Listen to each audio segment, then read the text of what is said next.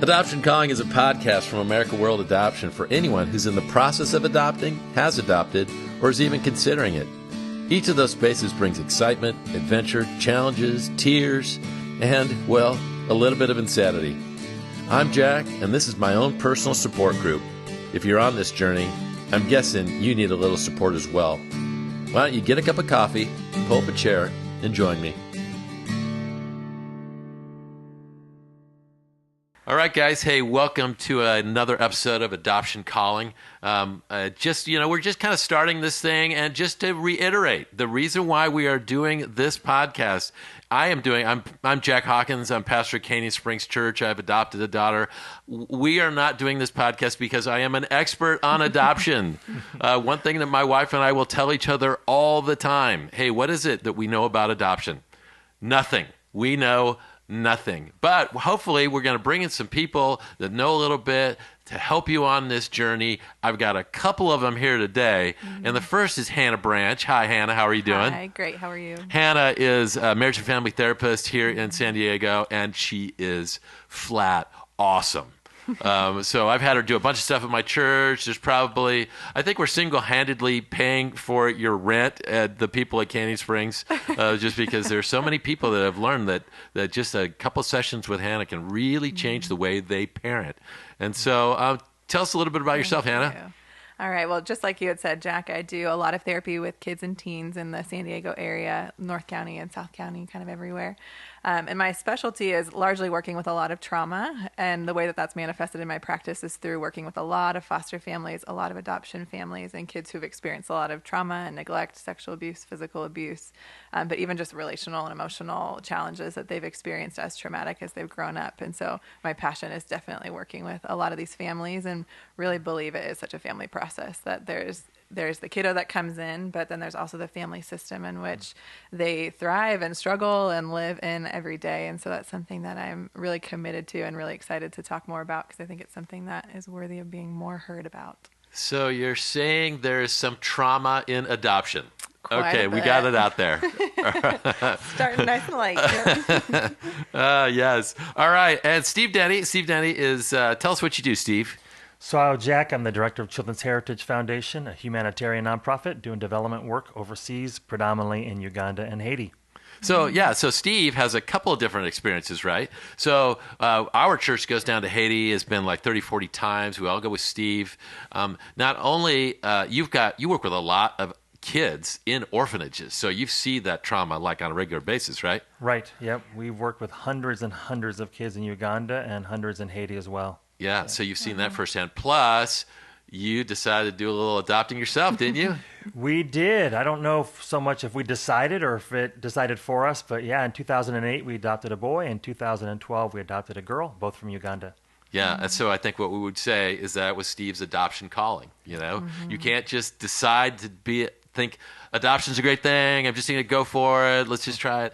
It really has to be a calling in your life, and it has been in your life. Yeah, absolutely, for sure. Got a couple of really, really great kids. So here's our topic today.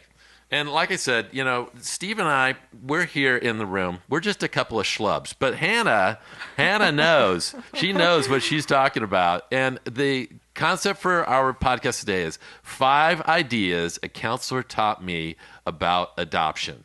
And I've kind of been in conversation with Hannah. We came up with these 5 that she felt were really important that people understand when you're heading into adoption or you've already adopted. All right? Okay, so here, we'll just lay them out one at a time. We'll discuss them. And basically everything Hannah says you'll want to listen to. and then if we say something you may or may not want to consider. All right, so here we go. Number 1, a bad attitude does not mean your kid hates you. All right. Tell us, Hannah. Please tell us. Yeah. So this is one that comes up almost daily, actually multiple times per day in my office, in that there are so many different things in and through an attachment lens, or in adoption cases or in foster families that we experience, that talks about the idea that the kids have these very strong emotional reactions that are from a place that is very deep rooted. But what it looks like from the outside and what parents are often responding to is the behavior or the externalization of an internal fear or insecurity or trauma that has happened. And so this is something that consistently we're working to kind of do what we call situational archaeology on, of trying to figure out, my child is giving this very extreme reaction, or is giving this very frustrating or irritating or whatever it is reaction, and trying to understand that underneath it there are so many different layers of what the child is experiencing and what the child is needing in that moment. That's really hard to see when you're managing the reaction. Okay, so let's talk about the reaction for a second. What is that reaction? Okay, something happens and the kid does this. What is it? You guys would probably be the experts on that.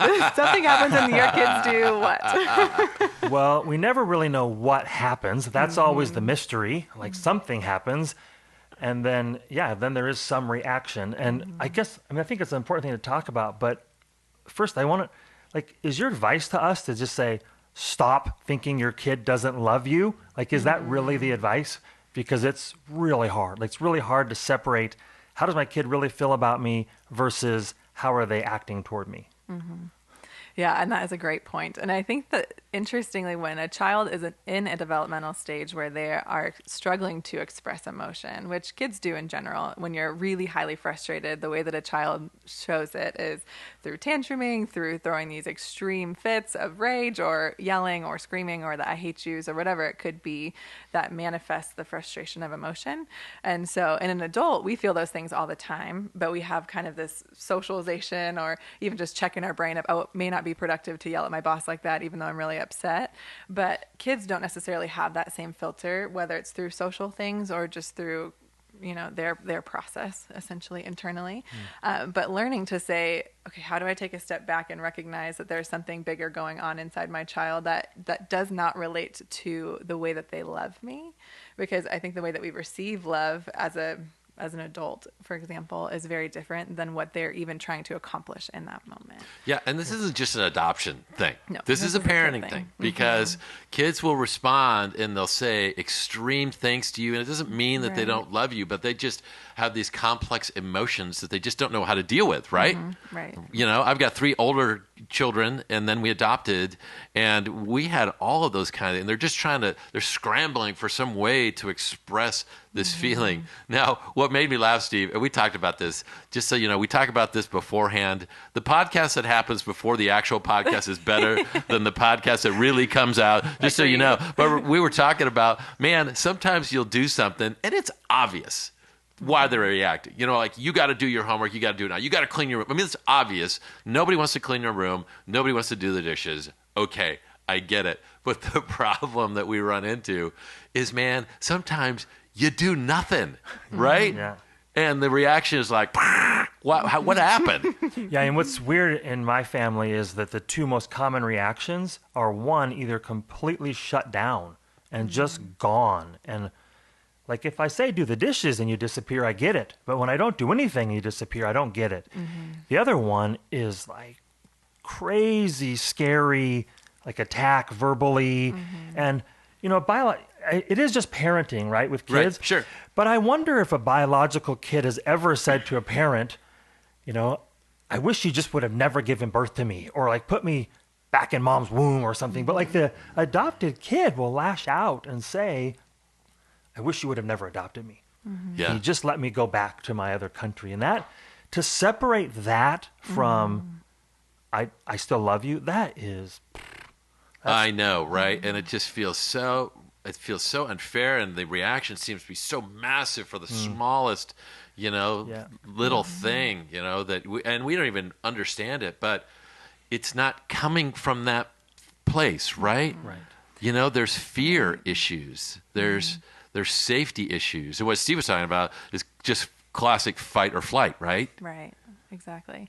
Well, and it's impossible to talk about this emotional reaction without also touching on attachment in that regard. And I think when you're addressing a child who may have experienced a lot of trauma in their history, or a lot of neglect, or a lot of just changing of environment, they could have had really positive homes, but a lot of different ones, and having to readjust to new caregivers and having to readjust to new homes and environments and situations, that they eventually learn that they are the ones that control their safety and that they're the ones that protect themselves. And so in order to then adapt in a new environment, that the fight or flight defense mechanism in our brain kicks in and says, you are the one that needs to protect yourself. And by doing that, the strength of their reaction is so indicative of the strength of the insecurity or the strength of the need for safety in a lot of ways. And so learning to say, okay, how do I take a step back and really understand what's going on developmentally and in the brain of my child, really figuring out what and how to respond to some of those triggers is really important, but a really long-term process, I would say. Okay, Hannah, I want to ask you about safety. I got a quote for you, okay? Your child cannot receive love until they feel safe. So I think I get that, but what does it take to help them feel safe? Right. So this is, again, where each child's a little bit different, but really learning to figure out maybe what their past experiences were, whether it was safety surrounding security or safety surrounding their environment, or some kids actually were in physical danger on a regular basis. And so if you are able to pull from that, being able to create an environment and reinforce in the brain your environment currently as a safe one, and really working to create safe and productive relationships is a huge part of that. But I think on the other side of things, when trauma occurs as it relates to safety, trying then to figure out too how we address some of that trauma in order to help their brain be able to process that what you're providing is safe. Because essentially what the testing is, and sometimes I like that you had brought up that, you won't do anything at all and that will create a reaction. And I think that the mind of a child who has been raised in an unsafe environment is constantly on high alert. And so the part of their brain that says like you're essentially being chased by a bear is activated almost constantly, or by very, very specific things that as an adult we may not understand, or even they may not understand why a certain smell or a lack of response created this really intense movement in their system. They're already at a 9, right? Yes, They're already a stress level 9. Man, it does not take much to get them to that 10 spot. Okay, so let me kind of give you a story. So one of the things I've noticed with my daughter, we've kind of just had to accept it as kind of normal, that she doesn't want to go lock the front door. She wants me to go do it for her because she feels a little afraid. There's just little moments of fear. And I would, like my older bio kids who grew up in San Diego, wouldn't even think about. Well, it makes me flash back to when we had this little bonding trip like 2 years before we got her, and we spent some time in Haiti. And the first night we were there, that we heard 15 gunshots outside of this house that we were staying in. And we go, what in the world? I mean, I don't ever hear gunshots. Well, here's the story. There was a person who was in charge of, like a policeman in the area, and he lived in the area, and he had been gone for 2 weeks. And this was his way of letting everyone know he's back in town. Don't mess with my stuff. Oh, gosh. So, we're thinking, well, come on, just close the doors. No big deal. Because we're thinking San Diego safety. But my daughter has lived in a place where the sheriff fires the gun 15 times in the air, right? Yeah. So to be able to understand that. Remember, I'm the schlub, not the professional here. But what I've learned and what I've experienced is that as a dad, what I think I'm providing is safety and security for my daughter turns out to not actually be received as that from her. And so I sometimes have to operate in a way saying, maybe I'll do the opposite of what I think will actually provide safety, or just do something different from what might come naturally to me, because her experiences do dictate some of how she receives what I think I'm offering as safety, security, and even love, but not being received that way. Right. So Hannah, the pro. You touch on a really, really good point in that, because I think when we call it mixed messages, but when you do something that is really safe or productive or helpful for them and they respond counterintuitively, it can be one of a couple things. But ultimately what they could be doing is really testing your trust, or that they don't perceive that as what they actually need, or they don't perceive that you actually mean it. And you'll hear kids say, you don't actually mean that, or you're just doing that, or whatever it is. And so what we often see is that push-pull of they really, really, really want your love, but they really, really, really fear it. And they fear the consistency of love. And so it is the mutual exchange of, I need this so badly because I'm coming from such a place of depravity for healthy attachment, yet it is the most scary thing to me. Do they fear it because they fear they're going to get it and it's going to be yanked away? Or why do they fear that love? It could be that they get it and yanked it away. And again, that's where the individual experience comes in, because if there was neglect, or there was a lack of it, or it was provided and then it was pulled away, that can become their brain's way of interpreting, nothing is consistent. Nothing is, they're going to give that, but they actually mean that they want this in return. And so really figuring out the individual situation is important in that capacity, but there's a lot of different fear that happens, and the fear response is the brain's way of saying, protect yourself. Those reactions that yell out those things are their way of kind of creating and managing their world within and kind of taking control. And it is very different than parenting a kiddo that, for example, like you brought up, lived in San Diego, grew up there, doesn't have those cues in their system and in their brain to say, oh, that could be unsafe. Or Right. their brain doesn't Sure. even register that. Sure. And so the attachment parenting model is completely different than most ways that people parent. And that is where it can become really tough and also really helpful to recognize, oh, there actually is a different way of doing this that includes some different strategies and different ways of managing safety and rewiring the brain, which is incredibly plastic and amazingly resilient in kids, but also takes some good intentionality and different kinds of interventions than you would maybe do with. Yeah. Okay, that's good. Previous Oh, we're gonna, and you talked about attachment. We're gonna get back there. All right. I think that's number 3. But let me go to number 2. All right. Ready? It's another thing we figured out. Calm and patient is winning. All right. Like I consider as I'm going through my life with my adopted daughter, that sometimes things will get churned up, and that just happens. But if I can remain calm and patient, that is winning to me. All right? Maybe talk into that a little bit, Hannah. Yeah. So because of the control underlayer of a lot of attachment related stuff, which again, I keep coming back to attachment because it's so central in this process. But what's happening is that essentially by reacting and creating then a reaction in you, that they're gaining control of the situation. And so if I can do something with my actions that elicits a response from you, what my brain is then saying is, oh, if I do this, then my parent changes their track, or then they change their decisions, or then they'll give me that. And so it's essentially what we often process when you're parenting 2-year-olds is if your kiddo throws a tantrum in the grocery store but gets the gummy bears after 2 minutes, then the next time if you say no, then they'll push 3 minutes, and then they'll push 4 minutes until they realize that no matter what happens, that my parent is in control, that they can provide safety for me, and that they are the ones that are navigating and creating my safe world. And so essentially what happens when they're testing you in that regard is if they test and then see some change, that their system and their brain is internalizing that as a sense of control. Oh, okay, I can do that. Or Yeah. my parents maybe aren't capable of holding control for me, and so therefore I am able to do it myself. So for me, calm and patience is winning. But you're saying that maybe for your adopted kid, that winning is getting you ticked off. Getting you, I'm emotional, so I'm going to make you emotional. Yep. So how in the world do we balance this? Yeah. Yeah, and for me, like I care a lot about my own personal character development, and after adopting a second child, I realized that I still had a lot of character development work to do in myself, because stuff that I thought I was doing really well at had just been the threshold to hit that was just further down than I thought. I just had done better, but it like was you still, could stay calm for a while, but yeah, exactly. But what I also learned was there are things with my daughter that when I do something and push a button, typically inadvertently, didn't know I was doing it, and then she reacts back, I'm like, rah, like whoa, like where did that reaction come from?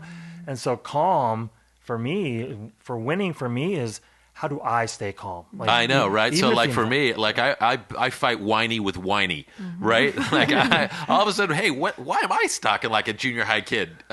Because I react that same way. Yeah, and then nobody's winning. Like if Right. I push a button and my daughter reacts on me and I react back, then it's over. Like everybody's upset, and again, this is not just for adoption. This is parenting, but Totally. there's something in this adoption process, probably with attachment, that I just find it exceptionally difficult because I don't even.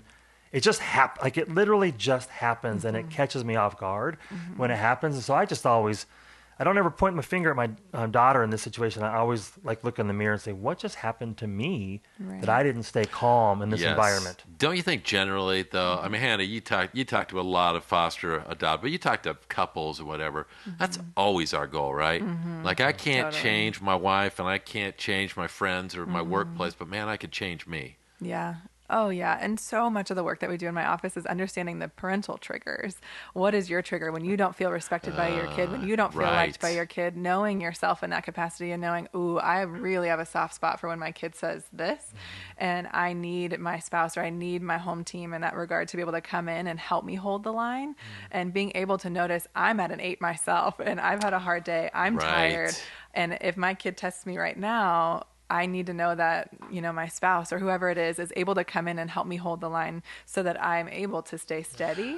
But that's a so really good. vulnerable place as an adult and a Yeah. parent to be able to say, okay, Well, you just said something really into their important. hands. Having a person who's dialed up to 9 can dial you up to 8 pretty quick, right? You find yourself in that situation too. We keep trying to say, hey, we're just going to detach, like not, we don't have to necessarily own our kids' emotions, but that can be hard, Very, right? very, very.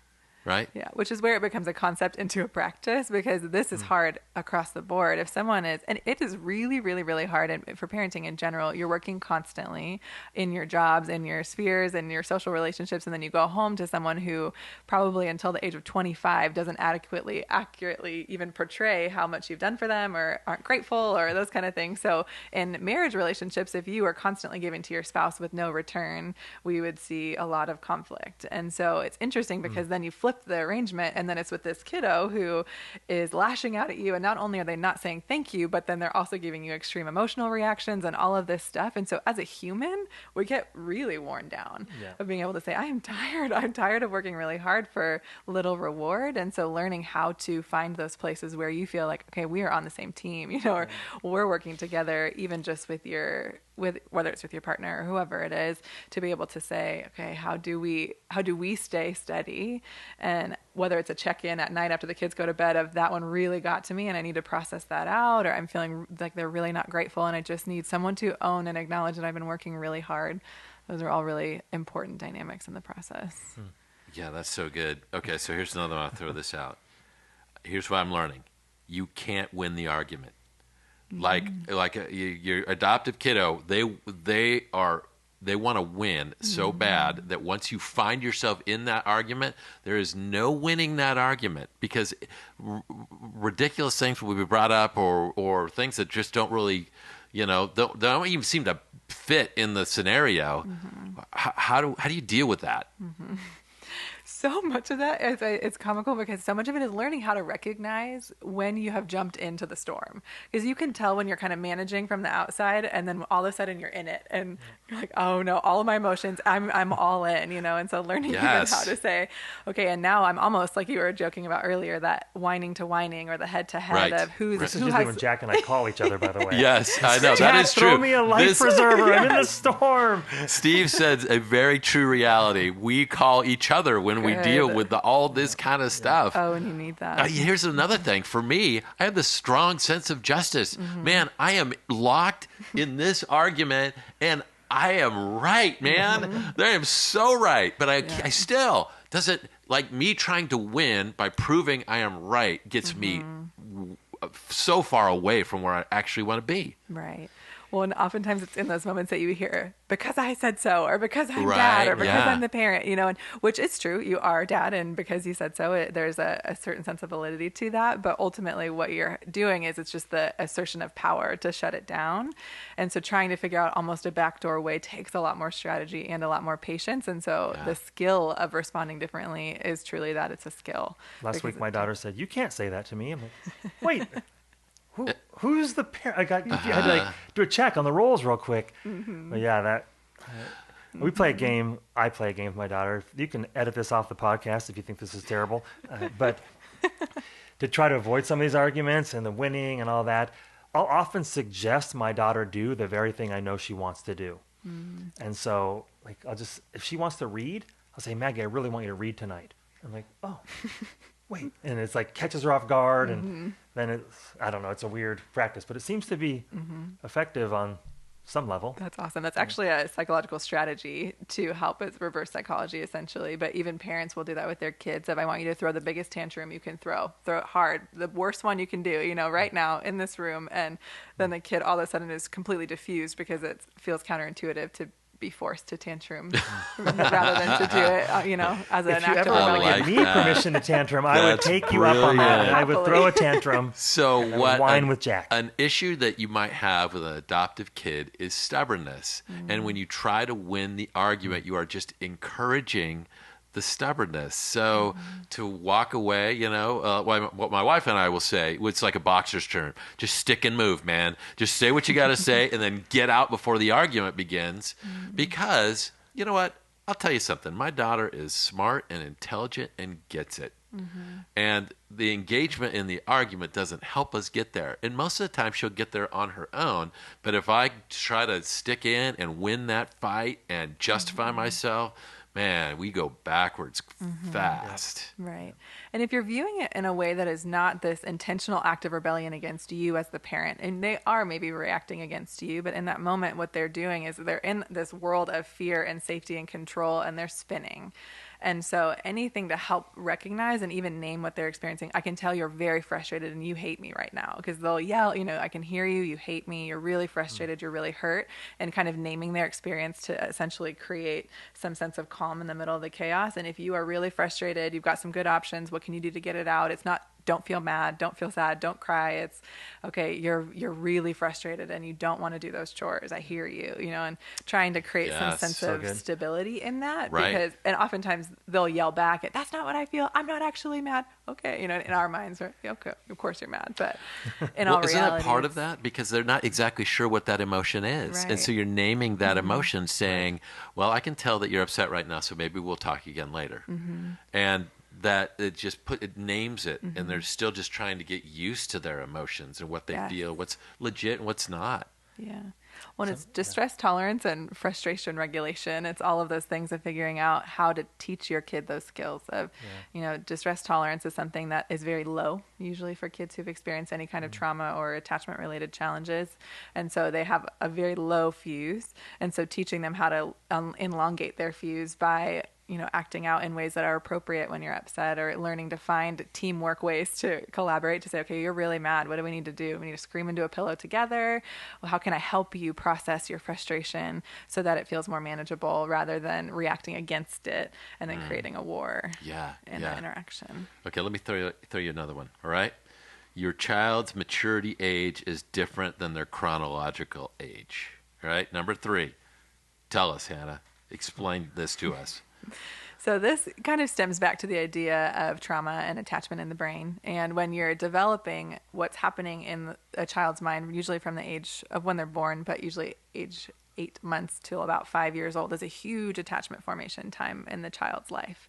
And so when children experience trauma, or when they experience a lot of transition or things like that we had previously touched on, what happens in their brain is their brain begins to formulate these patterns of how the world works. And we essentially liken it to putting on a pair of glasses of the views of the world in which they adopt at that point in time. And so whether they're 3 or 5 or 11, when trauma or transition happens, then they begin to internalize, okay, the world isn't safe, people aren't predictable, I can't control things. And then their behaviors become compensatory and ultimately reinforce those beliefs. And so essentially what's happening in their mind and in general, just psychologically, is that trauma has a way of kind of stunting the brain's development or growth in that arena. And most of the time it ends up being emotional. And so what we'll often see in a therapeutic room is maybe a 17-year-old client who's reacting like they're 6. And therapeutically, what we're looking for is, it sounds like maybe something happened around the age of 6 that stopped their ability to be able to process through some of those challenges. And so really working with them, it feels kind of different, but working with them in a lens that is reparative at the age of 6, and even intervening as you would to a 6-year-old, because that is where their emotional capacity has been left at. And so that's really hard for a parent, because sometimes you'll have a full-sized human being in your office and they're throwing a huge tantrum, yelling or crossing their arms and not talking and pouting and all these things. And so really working to retrain our brains as supportive adults to say, okay, I cannot expect this full-sized human being to react like my spouse would or my friend would, but really working to intervene in a way that is reflective of... It's so easy to hear you say that when we're sitting in this office talking about this challenging issue. Yes. And as you're talking, all I'm thinking about is how many times I've been in the storm with this exact issue. And this has been the one thing where I think I've had the most parenting fails around this one concept. And I remember just confessionally, I don't think, Jack, I ever told you this either, but I remember one time, my daughter, I think, was 11 or 12 at the time, and she's stuck in some earlier stage of development emotionally, for sure. And I forget my exact phrasing, but I think I said something to the effect of, "You're such a baby." Mm-hmm. And I was like, "Yep." But that was, it was condemnation, which a parent should never do toward their kid. And I had to go back and apologize. I corrected all those things. But that's when I learned about this exact thing that we're discussing right now was, okay, emotionally development. And my 11-year-old is a baby. And that was that in the storm, to know this truth or this idea or this fact and this just to be aware of it has been so helpful for me. To not call out my kids negatively in the middle of it has been helpful. That's huge. And I love that you use examples, because I think that's one of the things that is most comical, but also most freeing for parents in my space, is them just being able to talk about the times where they totally, reacted counterintuitively, or where they reacted in a way that they weren't proud of. And I joke sometimes that therapy isn't confessional. They'll come in and say, this is what I did this last week and I'm so sorry, whatever. It's okay. This isn't confessional, but I really want to create a space where you can say. I had one parent, and she's awesome, and she talks about this with a lot of different people, but she was saying that she locked herself in her car so that her kids couldn't get to her, because she was so frustrated with her kids, and just this really interesting, funny, and she just laughs. And we talk about these parenting processes and I would probably say once or twice a week, I get parents who come into my office and say, "I really don't like my kid. I really don't like them. They're ruining my marriage. They ruined my life. They're killing our finances. They're taking, and all of these things," and creating a space to really get real with the fact that it really isn't about the kid necessarily, but there's such an important process that's happening in you as a parent that's so frustrated, or even in the grocery store and your child's throwing a fit, that's really hard. And you have people looking at you and judging your parenting moves and all of these things. And being a parent in this process is so, so, so stretching. So I really love my kids. Don't get me wrong. Yeah, I know you do. I love my kids. I love adoption. This particular topic's bringing out some stuff. But I remember a couple years ago, I would get in my car like at midnight after being in the storm and go for a drive and turn the radio up as loud as I could, because I just wanted to scream, and I didn't want anyone driving next to me at midnight hearing me scream at the top of my lungs, just like, what's going on, and so those days are mostly gone. If you understand one thing from this podcast, it's this: we are massive failures. You are not alone. We've done every stupid thing that you have done. And so my challenge to parents is, you'll hear that phrase, "Well, I don't know if I love my kid," or whatever. Here's my response. Love is showing up. Love, you just keep hanging in there. Love, you deal with whatever that issue and you keep showing up. Okay, so like in the world today, if your kid plays soccer at the end of the season, what do they get? Participation trophy. They get a participation trophy. Do you know what you have to do to get a participation trophy in soccer? What do you have to do? Just got to go. Show up. Actually, you really only have to sign up. Yeah, to get a participation trophy.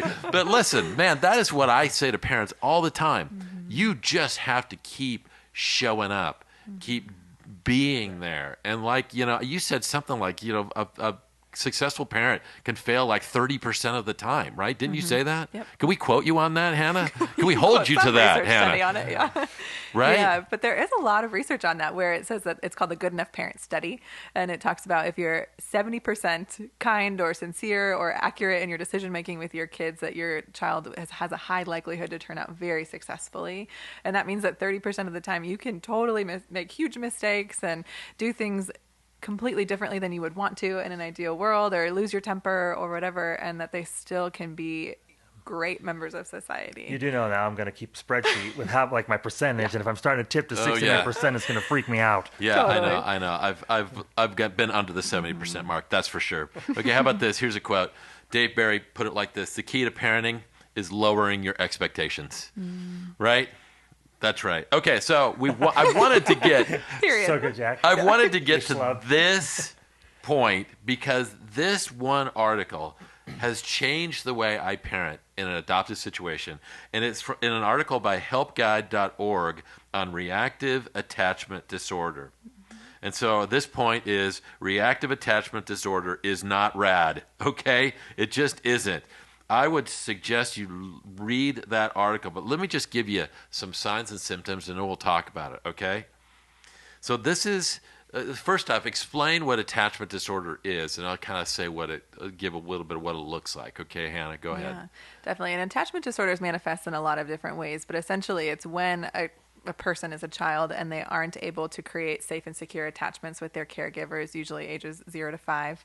And then the way that manifests is in a behavioral lens or in a difficulty attaching appropriately to people or inappropriately overly attaching to people is the way that often shows up. And that's similar to what we were discussing with the lens in which a child begins to believe that the world is not safe, or they believe that their caregivers cannot take care of them, or that they have to fend for themselves in a safety and survival lens. And so attachment disorders out of that place are often birthed out of a lot of trauma, but then kind of result in a very, very difficult socialization process and behavioral process and show up in a lot of different ways. So it's very So it's as challenging. simple as when they cried, they weren't held. When they were hungry, they weren't fed. Right? When they skinned their knee, there wasn't a caregiver there to put on a Band-Aid, right? Yeah, and it looks like even eye contact with parents when the child turns 2, that the parent turns back to them. There's a lot of really simple ways, healthy physical touch. A lot of those manifestations of attachment are formed through things that a lot of people do very naturally. You don't even realize that that's actually forming your child's brain. But in kiddos who have not experienced that, or where they were maybe in an orphanage situation, or where there was a scarcity of physical touch or a scarcity of eye contact or affirmation or even words and being spoken to or acknowledged when you cry, those are all very common attachments. Yeah, or maybe a parent Initiators. that was alcoholic or drug abuser, so they weren't available, right? That's where all this kind of can stem from. So this is what it looks like, all right? An aversion to touch and physical affection. Children with RAD often flinch, laugh, or even say ouch when touched. Rather than producing positive feelings, touch and affection are perceived as a threat. All right? You want to talk into that? Very accurate. I would say that they capture it well. They got it. Okay. Yeah. How about this? Control issues. Most children with reactive attachment disorder go to great lengths to remain in control and avoid feeling helpless. They often, and this means they're disobedient, defiant, and argumentative. Okay, Hannah, just help me with this, all right? How, if they want to be in control, does being disobedient, defiant, and argumentative help them reach that goal? Because that's something that they can do to engage in the process. So if they can throw a tantrum severe enough to gain something, or if they can, do something that changes your course of action, that puts the control back in their hands. And so it's less about maybe the item. And with kids who don't maybe struggle with attachment and lens related stuff, they maybe just want the Xbox. But ultimately what's happening, and that could be true with an attachment kiddo as well, but what happens is that it becomes way more about a relational internal security process rather than about the actual item itself. And so there's lots of different items that become the phone or social media, or wanting what their friends want, or all of those different things. But the internal process is very different. Yeah. Okay, got another one. Anger problems. Yay! Anger may be expressed directly in tantrums, acting out, manipulative, passive-aggressive behavior. Children with RAD may hide their anger in socially acceptable actions, like giving a high five that hurts or hugging someone too hard. Interestingly, too, RAD is very commonly misdiagnosed in kids. It looks a lot in elementary school. We see a lot of kiddos who have ADHD diagnoses that actually struggle with a lot of attachment-related concerns. And as they maybe get placed on medications or things like that, and they're not working, then we begin to recognize, oh, this is actually coming from a very different place. But very anxious kiddos oftentimes can struggle with this. Very, very angry kiddos have a lot of attachment roots to them, but that's a very common symptom that a lot of different providers and family members and things like that just say, oh, my kid's really angry, and ultimately there's a lot underneath that. Yeah. Okay, one more. Difficulty showing genuine care and affection. Feels like we talked about this, but for example, children with reactive attachment disorder may act inappropriately affectionate with strangers while displaying little or no affection toward their parents. Yeah. You say, that's funny, you say yeah. Okay, let me take you to a scenario. I'm in Haiti, all right? We went back for a trip to Haiti, and our church goes to Haiti, and Steve's on this trip. My daughter's on this trip. And it's like early on in her living with us, and she would literally, if I would touch her, she would say, ouch, or she'd pull away or whatever. And I'm going, what have I done? And I'm, of course, going to this junior high place of she doesn't love me. And I've kind of overcome some of that. So then I look over, I'm in the pool, my daughter's there, Steve's there, and my daughter sits in Steve's lap for 5 minutes. She hasn't sat in my lap ever yet. And she sits in your lap. It's all this attachment stuff. It's weird. It's inappropriate. It's, Yeah, there was, I'm sorry for that, by the way. Yeah. It's kind of doing it on purpose. But there's an interesting dynamic with my daughter that if we talk about any of the ways that she interacts with my wife and I to other adults, people are like, no way, not your daughter. And there is not another adult on the planet that has ever experienced what my wife and I have experienced as the primary caregiver to my daughter. And so that's the part. So when you start looking at all these different topics together, that's part of why it's like, okay, like your daughter won't sit in your lap, but she'll sit on mine. And now you're telling me, and she's also mad at you and not me. But don't take that as her not loving me. And Right. You start putting these things together, and it's difficult. Like, you mean my daughter has never once talked back to the teacher, to the school counselor, to your friends? Nope, she's been perfect. I'm like, okay, like I believe you because I understand this a little bit, but it also makes some of the other things that much more difficult, especially when it's not just sitting in a room talking about it, but you're watching it play out firsthand. Right. Yeah. And that is one of the most heartbreaking things to me as a clinician working with a lot of attachment related stuff, is that it is oftentimes the primary attachment person that gets the most heat in these moments, because it's the person that it matters the most with. And so where an innocent bystander or a family friend or even just a casual friend, that there's not the weight to fulfill their emotional needs to the same extent that they do their primary caregiver. And so it is oftentimes the people that they love the most that get the most frustration response toward, that they are struggling the most with, that they get the least amount of gratitude, and all of those dynamics that can be really hard as a parent. And even to watch, just as humans, it's hard to watch them react differently to someone else. I had a conversation. There are some times when you're not dialed up to a 9 for whatever reason, the planets align and they're down to a 6. And I had this conversation, and it was like this. I said, I know you love me. I know you really care about me, but sometimes it feels like you want to hug other people more than me. And I just wonder why that is. And I know it's not because you don't love me. And so I just said that to her. And I didn't feel like anything really broke through in that moment. But then I've had these moments since where, like, I'll go to hug her and she'll kind of pull away. And then she'll think in her mind, I know what's happening, and she'll embrace me. And it's still not sitting on my lap for 5 minutes or whatever, but at least I know that she's aware of it. That was really kind of powerful. Yeah, which is so sweet, because the brain really is changeable, and that especially in kids, their brain is forming so fast and they're making connections, and the wiring is happening at such a rapid rate that we really do as parents have such a powerful ability to be able to change their brain's wiring and the tracks in their brain that say that they're capable of being in a safe environment, that they're capable and worthy of being loved and belong in their family system and all of these things. But the amount of time and hits that you have to do to create that really, really worn down little path on the side of the freeway to then create a bigger and bigger and bigger neural network in their brain to say, wow, I can experience safety.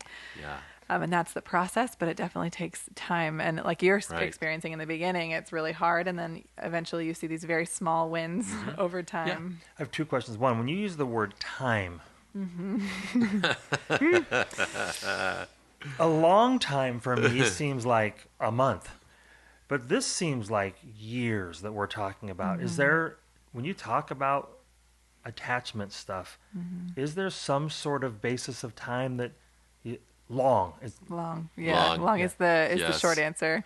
And there are things that expedite the process. I would say definitely, naturally I'm biased, but I would say being in a clinical context and therapy can expedite the process a little bit, having both caregivers on the same page, because oftentimes you see one caregiver kind of opposing and being what we call the good cop or the bad cop, kind of thing. And so those are having caregivers on the same page, getting some treatment support if there really are some tough challenges that you're noticing that you aren't seeing much change in, having a good team that you can call. Those are all big proponents of movement in this arena for The sure. second thing on the podcast, before the podcast, you said something that I think to attachment is really important, is like for us to know, for me to know, for other people to know, that sometimes there's attachment and the symptoms are actually, they look good. Like it looks like the child is obedient and compliant. Can you say something about that again? Yes, totally. Oftentimes, and this is similar to anger, but people are internalizers of anger where they hold it and kind of harbor resentment, and externalizers of anger, yelling, things like that, and somewhere in between. And this is similar with attachment as well. There are some kids that learn in order to create safety, I'm going to comply with the standards in front of me. I'm going to show a lot of love. I'm going to really quickly connect to the family that I'm with. And you'll hear that a lot of the dream adoption case or whatever. My gosh, that sounds kind great. Of things. And so, and that Making is me wonder. Making me nervous here. that's not to say that if you have that scenario that's disingenuine, but that's to say that the child has chosen to cope with their new reality by complying with it. And if temperament plays a lot into this, if a kiddo Sure. is a more Yeah. anxious temperament, sometimes they will kind of connect to their caregiver as a safety thing, and then their formation quickly changes, and the bond that they have can connect really quickly. And then at other times, which we're talking about more today, are the externalizers of their attachment related challenges. And I was explaining that some of the more beautiful cases that, or some of just the sweeter therapeutic breakthrough moments were with kids who came into my office and didn't necessarily have behavioral concerns, but were really harboring a lot of fear, and they just manifested it in perfectionism and performance and all of those things. And so to be able to do the work on both sides can be really restorative. So here's how this article made a difference in my life, because I'm raising, a kid and bunches of kids. I got 4 of them. And I always felt like I have to discipline every behavior. Like if you are mean, I got to discipline the meanness, because like if you're in a job, you can't treat your boss like that, or you can't yell at somebody else like that. And I finally got to this place where I realized that disciplining that behavior is not really what my kid needed. My kid needed me to attach. And sometimes that looked like me, reading a story at night and just laying in bed. And sometimes we'd sit there for 20 minutes before I got to read anything, because we would just be chatting. Sometimes it meant me sitting on the floor in her room while she's doing something else.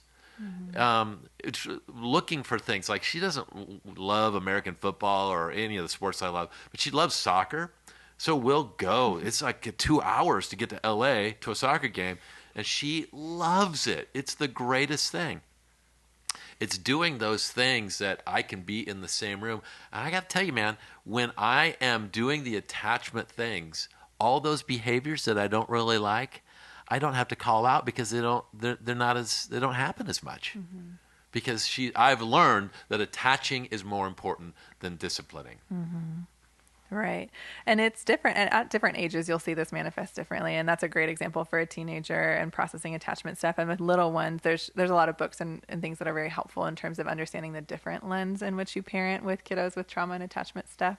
But for example, timeouts when you have a kiddo who doesn't have trauma in their history or doesn't have attachment challenges would be, I'm going to put you in here, we're going to calm down, and we're going to walk out of the room. And with kiddos with attachment, you stay in the room, because ultimately what they're experiencing is distress about the attachment. And so if you're in the room, I'm going to sit with you even though you're so upset until you're able to calm down, and we're going to sit here and we're going to do a redo, because the consequences are more oriented toward redos of, let's try that again. Let's teach you how to respond differently. And we want to be a part of this process with you, rather than separating ourselves from you and expecting you to figure it out by yourself. And so there's a lot of sweet things that you can do as a parent that are the wins of focusing on the connection of, how do I connect with my child in their distress? Right. Which again is hard, but important to learn in that capacity to be able to say, okay, this takes a lot from me, but I will just go on record to say I do not want to watch another episode of Liv and Maddie. But I will, because that's what attachment takes, and that's where this relationship is built. Okay, there was one, as I was talking to Hannah, there was one point that she absolutely wanted to make for people who adopted, and it's this. Number 5, believe it or not, you're doing a good job. Totally. And I am often very humbled by the people that come into my office, because they're doing it as a choice. Most people don't get forced into therapy. And to come in and to choose to do really vulnerable work on the parenting side of things is really incredible, to see people being willing to process their mistakes and being willing to stretch their capacity to love this child that is, can be difficult to love at times, but really sweet in the moments where there are really small victories and wins. But the more often than not, I see parents who have the most sincere effort and try so hard and work to an incredible capacity to love someone that doesn't respond positively to them for a long time. And that is really amazing. And so really for you, even as parents, sometimes we'll do this for kids of trying to recognize their small wins of, you did such a good job on that art project, or while you're trying so hard, even though you didn't pass. But even as parents, starting to train your brains to do that of, that was a rough day. We did okay. Everyone's in bed. Everyone is fed. The lights are off. It is 10 o'clock and we made it through the day. Right. And really even retraining the parental brain to be really satisfied by the small wins and be satisfied by the amount of work that's put in to create tantrum management or all of those things that you do every day and don't always give yourself credit for, because your kids aren't always the ones that give that affirmation. So learning how to be a person that kind of in a really sweet way gives yourself that pat on the back at the end of the day that says, right, okay, we're okay. Yeah, reprogramming for the small wins is a really helpful language for me, because the adoption process to adopt a child is long, and you pour in a lot of time and a lot of money and a lot of energy, and for us it's international, so international travel. And during that lengthy process, you're starting to develop some hopes and dreams. And when they don't quite go as planned or even close to as planned, then it starts to feel like, oh man, everything I dreamt about and hoped for in this 2-year, 3-year process, I'm failing it. And so to give ourselves a pat on the back to say, I am doing a good job. I am at 71% and my child will be okay. And really, as a person of faith, it's not all just about me. There's a God involved that also loves my child infinitely more than I love my child. And because of that, she'll be fine. To celebrate, all right, everyone got dinner tonight. Everyone fell asleep without fight. That's a victory, and we're going to be okay. There is. Yeah, and you know what it would be like. I know what it would have been like to live in an orphanage and then be on your own. And so we have to kind of know. It's not like, I don't want this savior mentality, because I'm sure that's not probably always the healthiest, but to be able to see. But one of the things my wife and I do that helps is we look back on history. And we remember when a shutdown was 48 hours. Remember when we would get into these arguments about these really ridiculous, and now it's just so different. It's not it's not where we want. Of course, let me ask you this question. What parent of a 15-year-old has a perfect communication balance with them? I mean, I meet them every once in a while, and I don't like those people. But most of us, when we look back on that, and we're grateful for what has happened, it just changes our attitudes. And I think positive self-talk or patting yourself on the back, I think it's important. Yeah. And even sometimes too, writing down those things of, right now we're having a really hard season, just for the sake of being able to look back 6 months later and say, because there's just, it's hard to make some milestone markers for yourself as a parent, but figuring out with you and your team, or you and your family, or you and your spouse, what are the ways that you guys can begin to mark progress, or the small wins, or recognizing some of those things, and really teaming together, whether it's once at the end of the day or once at the end of the week, to reconvene and say, okay, what do we do well? Where are we growing? Where are we thriving, or where are we struggling and need support?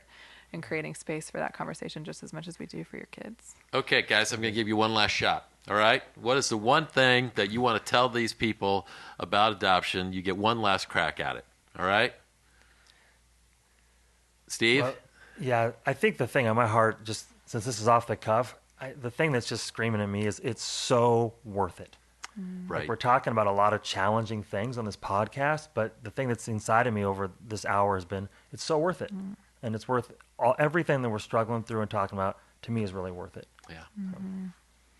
Yeah, and I would say you covered a couple of the points that are so important for me, but to really sincerely say that what you're doing is really incredible, and that there is a different capacity that you're entering into as you choose to bring someone into your home that requires so much of you, and that process, really is remarkable. So the fact that you're willing to stretch your own heart's capacity to be able to do that stuff, the fact that you're inviting that into your family, and like we had talked about, I think they say like, oh, it's such a noble thing to adopt, Right. and there's such great reward. And Right. sometimes you may never see that reward in this season of life, but to really believe that, even sometimes seeing someone who's 20 come into my office who was adopted and begin to recall of these moments that really changed their ability to connect and change their framework on how God loves them, or how, they were able to actually connect to their significant other because they experienced that in their house, that it's like holding on to the hope that these small changes rewire brains and that they really do make a difference, because what you're doing doesn't always feel like that in the moment. It's a normal Tuesday for you, I like the analogy of, we don't always remember what we ate, but it was good for us. Like, we Yeah. don't remember what we ate last Tuesday morning, but we knew it did something for our body to fuel us. And that's essentially what you're doing in the adoption parenting process, is they don't always remember what you did for them, but it makes a big difference in their development. And that is something to be reminded of, that I think you need to hear much more often than you do. But Yeah. there's a huge, huge reward in the brain Yeah. that doesn't always feel like a reward in external processed life, but is significant. If you have adopted, you are making a difference. Huge. And it's not just in their lives, it's in your life. And I have had to learn so many things and grow in so many ways, and had some of my own huge mistakes exposed. But as I've kind of walked through that, it's developed in me a compassion for other people and for another situation. And that they're just moments. They're just amazing moments. When my daughter first came, she would barely walk a couple of blocks. And I just watched her play soccer yesterday, and she's on the track team, and she's fast and in shape, and it's amazing to see what the kind of progress that she's made. Well, guys, we just want you to know that you're okay. You're in there. Thank you, Hannah. Thank you, Steve, for being here. If you can learn from the brilliant Hannah and a couple of schlubs like us, then maybe this thing will work. Anyway, you guys have a great day. We'll talk to you next time. Thanks for joining our latest adoption support group. You can find the show notes for this podcast at our website, adoptioncalling.com. If you know anyone else who's gotten an adoption calling, please send them a link to the podcast. If you'd like to be a part of the conversation with a question or comment or criticism or even a wisecrack, join our Facebook group by simply searching Adoption Calling. If adoption is calling your name and you want to take the first step, you can get in contact with America World Adoption at awaa.org.